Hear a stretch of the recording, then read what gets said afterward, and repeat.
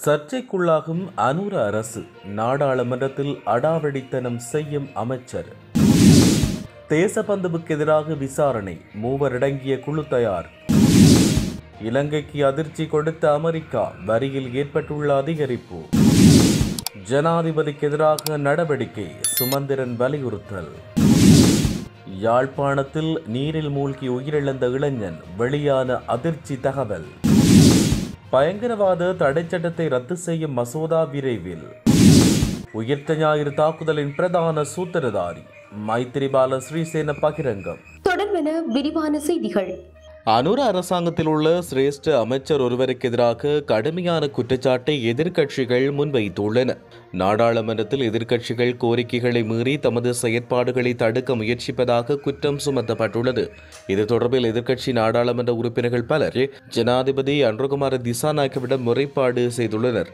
எதிர்க்கட்சியினருக்கு அநீதியாக அமைச்சர் செயற்படுவதாகவும் வகுப்பின் மொனிட்டராக தன்னை நினைத்துக் கொள்வதாகவும் ஜனாதிபதியிடம் தெரிவித்தனர். எதிர்க்கட்சியின் மூத்த நாடாளுமன்ற உறுப்பினர்களான தயாஸ்ரீ ஜெயசேகர, கர்சடி சில்வா, சாணக்கியன் மற்றும் பலர் இந்த முறைப்பாட்டை முன்வைத்துள்ளனர். அண்மையில் ஜனாதிபதி தலைமையில் நடைபெற்ற சர்வகட்சி கூட்டத்தின் முடிவில் இந்த விடயம் குறித்து தெரியப்படுத்தப்பட்டதாக நாடாளுமன்ற உறுப்பினர் தயாஸ்ரீ ஜெயசேகர தெரிவித்தார். பதவி இடைநீக்கம் செய்யப்பட்டுள்ள போலீஸ் மா அதிபர் தேசபந்து தென்னக்கோனுக்கு எதிரான குற்றச்சாட்டை விசாரிக்கும் விசாரணை குழுவின் நியமனத்தை சபாநாயகர் ஜகத் விக்ரமரத்ன அடுத்த சில நாட்களில் இறுதி செய்வார் என எதிர்பார்க்கப்படுகிறது. தவறான நடத்தை மற்றும் அதிகார துஷ்பிரயோகம் காரணமாக தென்னக்கோனை அவரின் பதவியிலிருந்து நீக்க ஒரு விசாரணை குழுவை நியமிக்க கோரும் தீர்மானம் 2025 ஏப்ரல் 8 அன்று நாடாளுமன்றத்தில் நிறைவேற்றப்பட்டது. தீர்மானத்தின்படி நியமிக்கப்படவுள்ள 3 உறுப்பினர்களை கொண்ட விசாரணை குழு தலைமை நீதியரசரால் பரிந்துரைக்கப்பட்ட உயர்நீதிமன்ற நீதியரசர் ஒருவரின் தலைமையில் இருக்கும். இந்த நிலையில் தீர்மானம் நிறைவேற்றப்பட்டதை தொடர்ந்து நாடாளுமன்றம் அனுப்பிய அறிவிப்புக்கு பதிலளிக்கும் விதமாக தலைமை நீதியரசர் முர்து பெர்னாண்டோ குழுவின் தலைவராக ஒரு மூத்த உயர்நீதிமன்ற நீதியரசரின் பெயரை பரிந்துரைத்துள்ளார். அதே சமயம் தேசிய போலீஸ் ஆணைக்குழுவின் தலைவர் லலித் ஏகநாயக குழுவின் உறுப்பினராக இருப்பார். அதையடுத்து 3வது உறுப்பினர் சட்டம் அல்லது பொது நிர்வாக முகாமைத்துவ துறையில் சிறந்து விளங்குவராகவும் பிரதமர் மற்றும் எதிர்க்கட்சி தலைவரின் ஒப்புதலோடு சபாநாயகரால் நியமிக்கப்படுவராகவும் இருப்பார் என்றும் தெரிவிக்கப்பட்டுள்ளது. அமெரிக்க ஜனாதிபதி டொனால்ட் ட்ரம்ப் இலங்கை மீது விதித்த இறக்குமதி வரியை நடைமுறைப்படுத்தும் காலப்பகுதி 3 மாதங்களுக்கு ஒத்திவைக்கப்பட்டுள்ளது. இலங்கையின் பொருட்களுக்கான இறக்குமதி வரியாக 44% விதிப்பதாக தெரிவிக்கப்பட்டாலும் அது 54% என்று சுட்டிக்காட்டப்பட்டுள்ளது. இலங்கை ஏற்றுமதிகள் மீது அமெரிக்கா விதித்த 10% அடிப்படை வரிக்கு கூடுதலாக இந்த புதிய வரி விகிதம் விதிக்கப்பட்டுள்ளது. இதன் மூலமாக மொத்த வரி விகிதம் 54% உயர்வடைந்துள்ளது. இந்த உயர் வரி விகிதம் நாட்டின் பல ஏற்றுமதி துறைகளுக்கு, குறிப்பாக ஆடைத்தொழில்துறைக்கு கடுமையான பாதிப்பை ஏற்படுத்தும். இவ்வாறான நிலையில் பொருளாதார நெருக்கடியில் சிக்கியுள்ள இலங்கை அதிலிருந்து மீண்டு வரும் வகையில் வரி நிவாரணம் அளிக்குமாறு இலங்கை அமெரிக்காவிடம் கோரிக்கை விடுத்துள்ளது. இது குறித்து கலந்துரையாடல் மேற்கொள்ள இலங்கை தூதுக்குழு ஒன்று நாளைய தினம் அமெரிக்கா நோக்கி பயணமாகியுள்ளது. இதில் மத்திய வங்கியின் ஆளுநர் கலாநிதி நந்தலால் வீரசிங்க உட்பட பல துறைசார் நிபுணர்கள் கலந்து கொள்ள உள்ளனர். தேர்தல் லஞ்சத்தை ஜனாதிபதியை மேற்கொள்வதை வன்மையாக கண்டிப்பதாகவும் தேர்தல்கள் ஆணைக்குழு இதற்கெதிராக உடனடியாக நடவடிக்கை எடுக்க வேண்டும் என்று கோரிக்கை முன்வைக்கப்பட்டுள்ளதாக இலங்கை தமிழரசு கட்சியின் பதில் பொதுச் செயலாளர் எம். ஏ. சுமந்திரன் தெரிவித்தார். மட்டக்களப்பு லைன்ஸ் வீதியில் அமைந்துள்ள தமிழரசு கட்சியின் காரியாலயத்தில் இடம்பெற்ற அன்னை பூபதியின் நினைவேந்த நிகழ்வில் கலந்து கொண்டு கருத்து தெரிவித்த போது அவர் இவ்வாறு தெரிவித்தார். தேர்தலில் வெற்றி பெற வேண்டும் என்பதற்காக கீழ்நிலைக்கு இறங்கி ஜனாதிபதி பொய்களை கூறுகிறார். அவர் தேர்தல் விதிமுறைகளை தானே மீறும் செயற்பாடுகளை முன்னெடுக்கும் நிலையில் மக்கள் அதற்கு எதிராக வாக்களிக்க வேண்டும் என்றும் அவர் தெரிவித்துள்ளார். கொடிகாமம் பரணி பகுதியில் நீரில் மூழ்கி உயிரிழந்த சிலுசன் என்கின்ற 23 வயதுடைய இளைஞன் குறித்து பல்வேறு திடுக்கிடும் தகவல்களை அந்த இளைஞனின் பெற்றோரும் உறவினர்களும் வெளிப்படுத்தியுள்ளனர். கடந்த வியாழக்கிழமை தன்னுடைய மகன் குளித்துவிட்டு வந்த வேளை 3 மணிக்கு பின்னர் எனது மகனை அவரது நண்பர் அழைத்துச் சென்றார். அவருடன் சென்று கொண்டிருந்த போது இன்னொரு நண்பர் குளிக்க வருமாறு தொலைபேசியில் கூறிய வேளை என்னுடைய மகன் அவரிடம் சென்றுள்ளார்.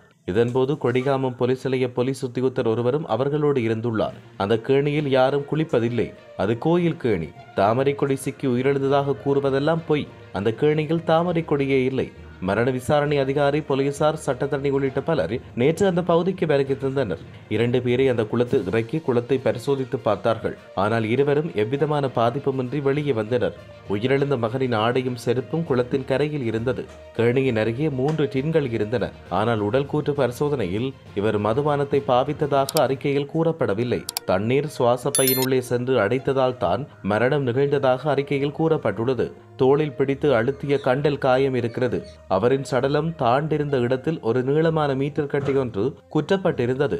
அப்படி அவர் தாழ்ந்திருந்தால் அந்த கட்டையில் பிடித்து ஏறியிருப்பார்.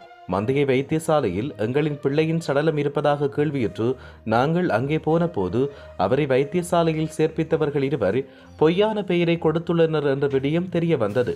ஏன் பொய்யான பெயரை கொடுக்க வேண்டும்? அன்றைய தினம் அவர் யாருடன் பேசினாரோ அவ்வளவு விவரங்களும் கைபேசியில் இருந்து அளிக்கப்பட்டுள்ளது. எங்களுடைய தம்பி ஒருவர் கைபேசியை வாங்கும் போது அங்கிருந்த ஒருவர் கைபேசியை பறித்தார். 1 மணித்தியாலும் அந்த கைபேசியை வழங்கவில்லை.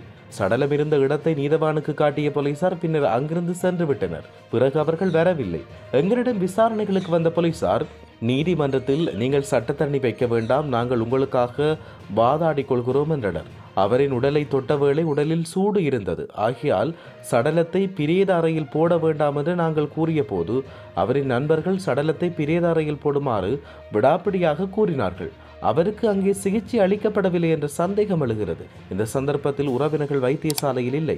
சிவரூபன் என்ற பெயரில் கையொப்பமிட்டு அவரை வைத்தியசாலையில் சேர்ப்பித்தார்கள். ஆனால் அந்த சிவரூபன் யார் என்று இதுவரை எமக்கு தெரியாது. உடனிருந்த நண்பர்கள் யாரும் இதுவரை சடலத்தை பார்க்க வீட்டுக்கும் வரவில்லை. கொடிகாமம் போலீஸ் நிலைய உத்தியோகத்தர் ஒருவர் தான் கொடிகாமம் போலீஸ் இல்லை, பருத்தித்துறை நிலைய போலீஸ் என்று மந்திய வைத்தியசாலையில் வைத்து கூறினார். ஆனால் அவர் கொடிகாமம் போலீஸ் நிலைய உத்தியோகத்தர்.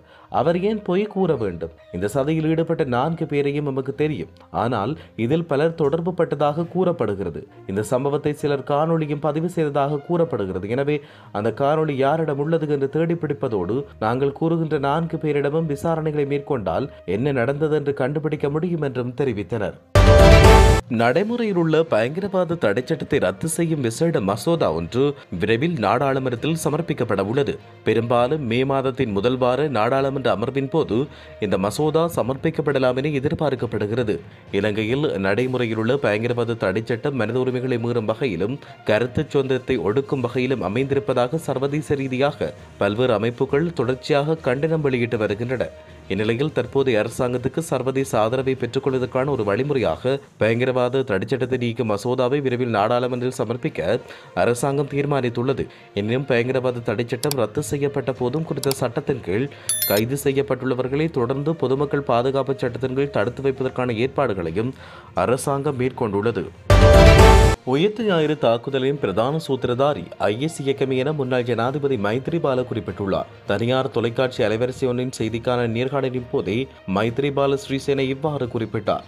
அதன்போது கருத்து தெரிவித்த மைத்ரிபால ஸ்ரீசேன, JR ஜெயவர்தன காலம் தொட்டு மகிந்த காலம் வரை இந்த நாட்டில் பொதுமக்கள் படுகொலை செய்யப்பட்டார்கள். உயிர்த்த ஞாயிறு தாக்குதலும் அதுபோன்ற ஒரு சம்பவம்தான். குறிப்பாக உயிர்த்த ஞாயிறு தாக்குதல் தொடர்பில் எனக்கு தெரிந்த விடயங்களை நான் குற்றப்புலனாய்வு திணைக்களத்தில் தெரிவித்தேன். அவற்றை வெளியிடுவது அரசாங்கத்தின் பொறுப்பாகும்.